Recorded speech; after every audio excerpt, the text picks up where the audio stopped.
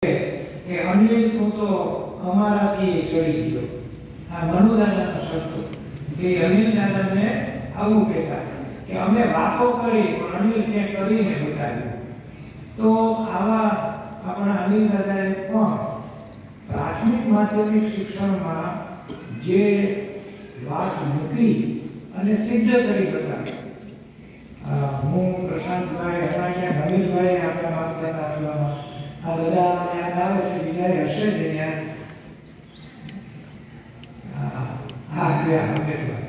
અમે બધા અનિલભાઈ પાસે પ્રાથમિક શાળામાં જે ભણ્યા બીજા ઘણા છે. તો આ બધું આટલા વખતે પાછું થયું કે આ બધું જીવંત રહેવું જોઈએ. અનિલભાઈની પાટીલ દાદા સહિતની આખી ફોજ અહીંયા રામચંદ્રભાઈ છે, દીકાભાઈ છે, પ્રમેશભાઈ છે, લાલજી દાદા છે. આ બધા જે રીતે અનિલભાઈની ક્રિકેટમાં 11ની ટીમ હોય એવી એની ટીમ, તો એને જે કર્યું એ પાછું થોડું ઘૂંસાઈ ગયું સમય સંજોગોમાં. તો આપણને થયું કે એ પણ આપણે પુનઃજીવિત જો કરી શકીએ તો સારું. તો આપણે મણારમાં કૃષિ કેન્દ્રનું કામ કર્યું, માઇજારમાં વિજ્ઞાન કેન્દ્રનું કામ કર્યું, લોકભારતીમાં યુનિવર્સિટી શરૂ કરીને ઉચ્ચ શિક્ષણનું એક બી ટકી રહે એવો પ્રયત્ન કર્યો. એમ છેલ્લા થોડા વર્ષથી આપણે અહીંયા મોદીની શાળા પ્રાથમિક કક્ષાએ સ્વનિર્ભર સ્કૂલ શરૂ કરીને એક આપણા અનિલ દાદાની એ કામગીરીને સ્મૃતિને જીવતી રાખવા પ્રયત્ન કરી રહ્યા છીએ. તો આમ આપણા દાદાઓ પાસે જે વિચાર હતો એ દિવસે દિવસે વધારે ને વધારે પ્રસ્તુત થતો જાય છે. આ છોકરાઓને થોડું અઘરું પડશે પણ તમે સમજો કે કહેવાનો ભાવ એ છે કે આજે આપણા કાર્યકર્તાઓમાં અને ક્યારેક ટ્રસ્ટીઓમાં પણ એવું લાગે છે કે ભાઈ હવે તો તમે બદલાવ એમ, હવે તો સમય પ્રમાણે બદલાવાનું નથી, ઉલટાનું જૂનું પ્રસ્થાપિત કરવાનું છે. આવી રહેલા દિવસો એના છે. પણ આપણા દેશની ને વિશ્વની એક માનસિકતા એવી છે. આપણા દેશમાં કેવું છે કે વાયા પશ્ચિમ આવે એનો આપણે સ્વીકાર કરીએ છીએ. અહીંયા આટલા વર્ષથી જે વસ્તુ છે 100 વર્ષથી એને આપણે જોતા નથી ને ફિનલેન્ડને બધ ભરી ગયા. એટલે ભાઈ ફિનલેન્ડ વાળું તો અહીંયા વર્ષોથી થાય છે. તમે કેમ અહીંયા જોવા નથી આવતા, કેમ સમજતા નથી? પણ જો ફિનલેન્ડમાં આ પ્રયોગ થાય તો આપણે એને હાઇલાઇટ કરવાનું. આપણા મિનિસ્ટરો ફિનલેન્ડ જોવા જાય અને પછી એને આવીને ફિનલેન્ડના ફાંકા મારે. પણ એના દાદા કેદો ના કરી ગયા છે એ જોને ભાઈ. તું આપણે કોઈના પ્રત્યે ઘૃણા નથી, કોઈના પ્રત્યે સ્પર્ધા નથી, કોઈ સાથે સંઘર્ષ નથી.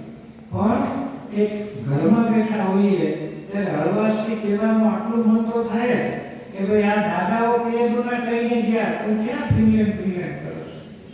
વાંધો નથી. ઘણી મીટિંગોમાં અમને તજજ્ઞ તરીકે બોલાવે, સભ્ય તરીકે બોલાવે ત્યારે કોઈ કેમ કહે કે તમે કહો ને કે આ તો બધું છે જ. ને તો જો એમ કહીને આપણે એની યાર બગાડવું નથી. આપણી ઓળખ એ છે કે આપણે અહમ નથી કરવો. આપણે એને એમ નથી કેવું કે આ તો અમારું છે. આપણે અંદરથી રાજી થવું છે કે આપણે જેમાં માનતા હતા એ ભલે ને વાયા ફિનલેન્ડ પણ તું આવ્યો તો કરો ને બસ જલસા કરો. આપણું ન માને તો કાંઈ નહીં, ફિનલેન્ડનું માન, પણ તું આયા આવ બસ એટલું જ આપણે તો કેવું છે. તું ગળો પલાળીને અમારી લીમડેથી ન લે તો કાંઈ નહીં, પણ પતંજલિની ગોળી ગળો ખા. આ એના જેવું છે. મૂળ આપણને ગળો ખવડાવે. આપણે તો એને નૈતાલીનું નામ ન લેવું હોય તો કાંઈ નહીં, ભગવાન તારું ભલું કરે. પણ આ નૈતાલીના જે હાર્દ તત્વો છે શિક્ષણમાં એમાં કોઈ શંકા નથી. આજે NEP 20 વાળી વાત આવી ગઈ, બહુ સારું છે.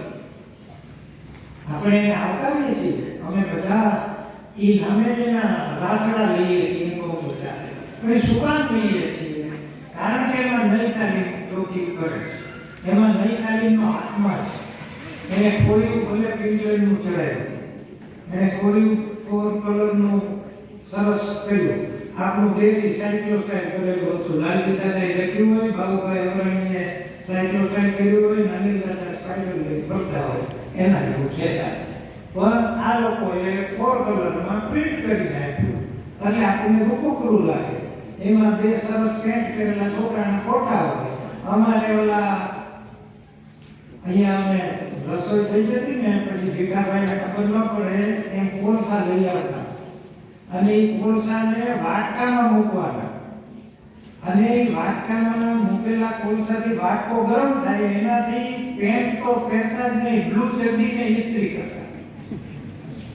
બોલો, આ તમે બેઠા છો ને અમે બેઠા હતા એટલે બ્લુ ચડ્ડીને ઇસ્ત્રી કરીને પહેરતા. અને એમાં જો કોઈની ઇસ્ત્રી સારી હોય ને તો એને ખીચે કે આગળ હાલો આની ઇસ્ત્રી વાગી જશે તો લોહી નીકળશે. આવી બધી મજા હતી. તો ભલે ને એ અત્યારે જીન્સના પેન્ટ પહેરીને વાત કરે પણ વાત તો આ કરે છે એનો આનંદ છે. એટલે આજે જ્યારે આપણે વાર્ષિક દિને મળ્યા છીએ ત્યારે થોડુંક આપણું ઓડિટ પણ કરી લેવું જોઈએ. એ અર્થમાં મેં આ બધી વાતો કરી. અને આજે તમે જુઓ કે આપણે હમણાં રેલીના સમાપન વખતે પણ મેં કહ્યું છું કે આખા સમાજમાં એક અત્યારે નવો વાયરસ આવ્યો છે, બોગસ વાયરસ. બધું બોગસ ચાલે. કલેક્ટર બોગસ, કંડક્ટર, પોલીસ અધિકારી અને હમણાં તો 21 યુનિવર્સિટી બોગસ પકડાય. 21 યુનિવર્સિટી બોગસ ચાલે છે. એને તમે માગો એ ડિગ્રી એ એટલા પૈસામાં મળતી હતી. હવે એ શિક્ષણ આપણને ત્યાં લીધે છે. તો એક બાજુ આ બોગસ બધું ચાલે છે, બીજી તરફ આપણને જે ડિગ્રી મળે છે એની આવડત આપણામાં નથી. અને હમણાં જ એક અઠવાડિયાથી ઉપાડો વહેતો છે જે કોરોનાનો માસૂમ દીકરો ગાયમાં આવ્યો છે. એને આપણને બધાની ઊંઘ હરામ કરે છે. પણ મજાની વાત એ છે એમાં આ કોરોના કે કોરોનાનો ભય આવે એનો આનંદ નથી, પણ હું જુદા અર્થમાં આનંદની વાત કરું છું કે આ બધાનો જે ઉકેલ કહેવામાં આવ્યો કે આનો ઉકેલ એક જ છે કે તમારી જીવનશૈલી. તો એ કઈ જીવનશૈલી?